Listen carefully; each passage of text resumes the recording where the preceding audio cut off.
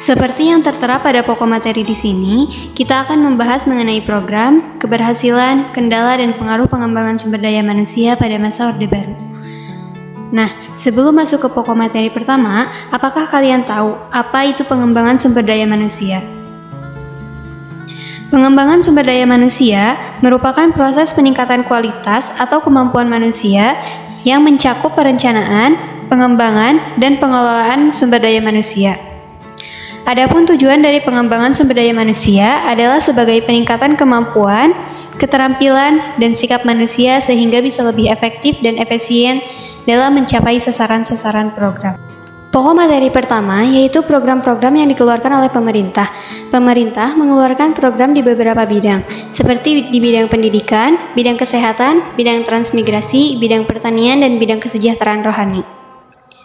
Bidang yang pertama yaitu bidang pendidikan. Di bidang pendidikan ini ada yang dinamakan dengan program wajib belajar, program kelompok belajar, dan program SD Impres. Program wajib belajar ini merupakan program pendidikan minimal yang harus diikuti oleh warga negara Indonesia atas tanggung jawab pemerintah dan pemerintah daerah.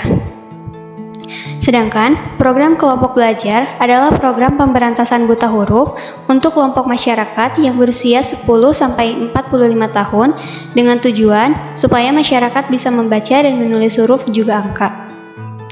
Kemudian ada program SD Impres.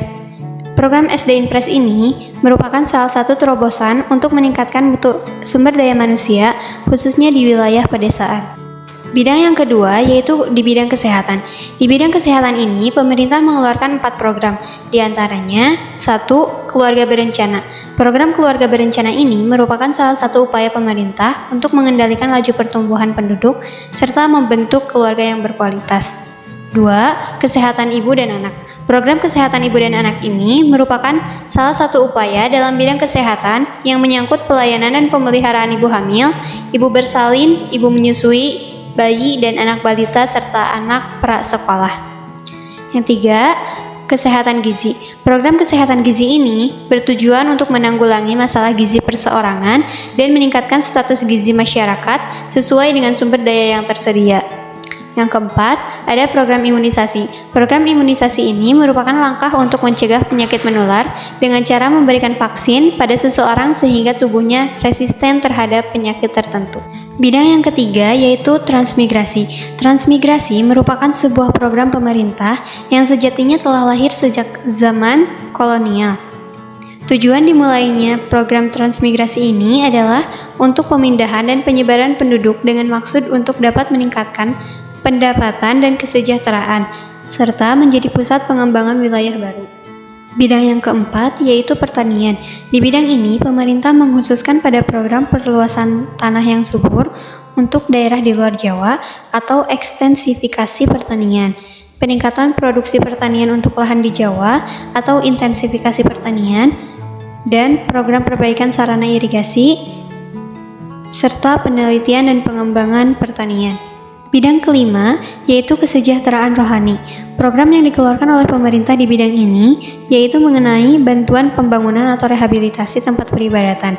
Pemerintah juga berusaha untuk membangun tempat ibadah di daerah pedesaan, daerah pemukiman baru, daerah pemusatan industri, dan daerah-daerah lainnya. Pokok materi yang kedua yaitu keberhasilan yang diperoleh oleh pemerintah. Keberhasilan yang pertama yaitu di bidang pendidikan.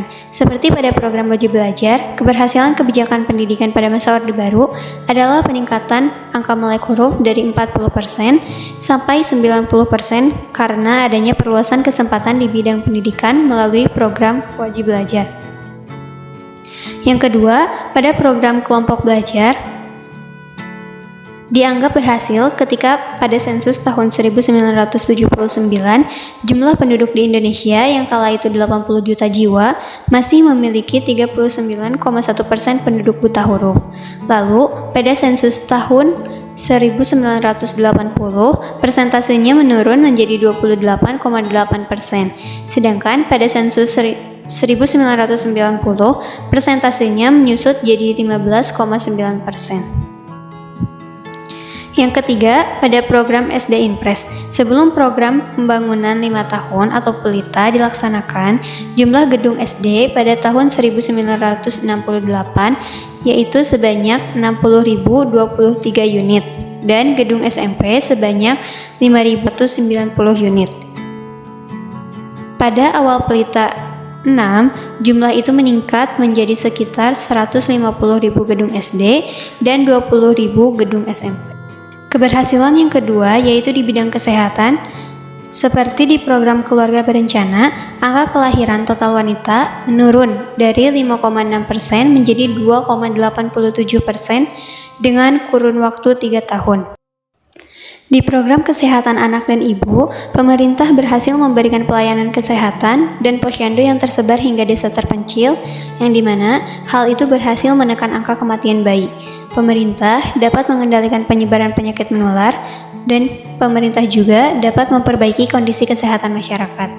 Di program imunisasi ini, pada tahun 1992 sampai 1993, secara nasional cakupan imunisasi Indonesia lengkap telah mencapai 89,9%, yang dimana hal ini lebih tinggi daripada sasaran yang ditetapkan WHO secara internasional, yaitu 80%.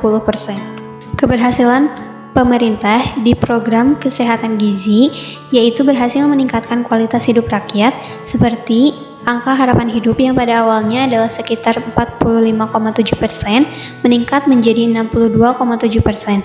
Angka kematian bayi menurun dari 14,5% menjadi 5,8%.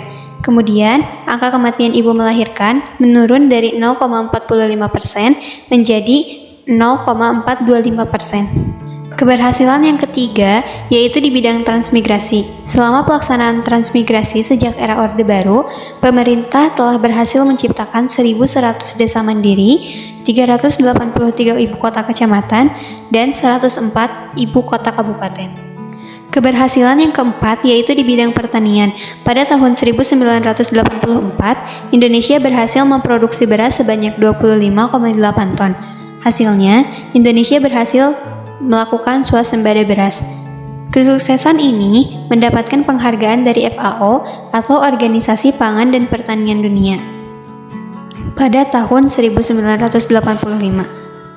Dan hal ini juga merupakan prestasi besar bagi bangsa Indonesia. Keberhasilan yang kelima yaitu di bidang kesejahteraan rohani. Program ini berhasil dengan semakin meningkatnya jumlah tempat ibadah dari tahun ke tahun. Demikian pula, kegiatan keagamaan lainnya semakin meningkat, seperti pengajian dan majelis taklim yang semakin meluas. Beberapa kendala yang terjadi semasa Orde Baru yang memiliki sangkut pautan dengan pengembangan sumber daya manusia yaitu 1. Sentralisasi kekuasaan. Pemerintahan Orde Baru memiliki kontrol yang kuat atas berbagai aspek kehidupan, termasuk pendidikan dan pelatihan sumber daya manusia. Sentralisasi ini dapat menghambat inovasi dan keberagaman dalam pengembangan sumber daya manusia. 2. Ideologi resmi. Pemerintahan Orde Baru menerapkan ideologi resmi yang dapat mempengaruhi kurikulum dan pelatihan sumber daya manusia. Ini mungkin membatasi kebebasan akademik dan pengembangan sumber daya manusia yang kritis. 3. Kurangnya akses kesempatan pendidikan. Sebagian besar akses pendidikan dan pelatihan terbatas pada kelompok-kelompok yang mendukung rezim Orde Baru, sehingga banyak individu mungkin terbatas dalam pengembangan sumber daya manusia mereka. 4. Korupsi dan nepotisme. Korupsi dan nepotisme dalam penempatan pekerjaan dan pendidikan dapat merugikan pengembangan sumber daya manusia yang berkompeten. 5. Kurangnya partisipasi masyarakat. Masyarakat memiliki keterlibatan terbatas dalam pengambilan keputusan terkait dengan pengembangan sumber daya manusia, sehingga kurangnya akuntabilitas dan partisipasi dalam proses ini.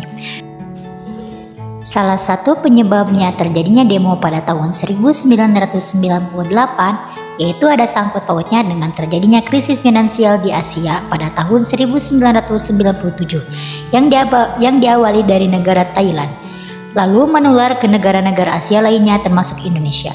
Pada saat itu, Indonesia melakukan program-program yang membutuhkan banyak biaya untuk mencegah terjadinya kelaparan, penyebarnya penyakit, dan program kesehatan di masyarakat. Sedangkan pada masa itu, nilai mata uang rupiah sedang turun dan kebutuhan pokok meningkat.